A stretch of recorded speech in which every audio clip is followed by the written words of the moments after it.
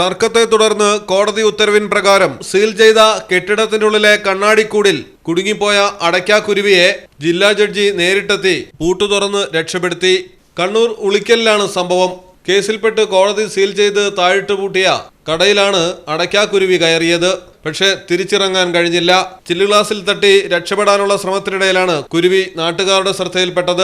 തർക്കത്തെ തുടർന്ന് സീൽ ചെയ്ത് പൂട്ടിയ വസ്ത്രവ്യാപാര സ്ഥാപനത്തിൽ കടക്കാൻ ആർക്കും അനുമതിയില്ലാത്തതുകൊണ്ട് സംഭവം കളക്ടറെ അറിയിക്കുകയായിരുന്നു. തുടർന്നാണ് കളക്ടർ അരുൺ കെ ജയന്റെ ഉത്തരവ് പ്രകാരം ജില്ലാ ജഡ്ജി നേരിട്ടെത്തി പൂട്ടിക്കിടന്ന സ്ഥാപനം തുറന്ന് കുരുവിയെ സ്വാതന്ത്ര്യത്തിന്റെ ആകാശത്തേക്ക് പറത്തിവിട്ടത്.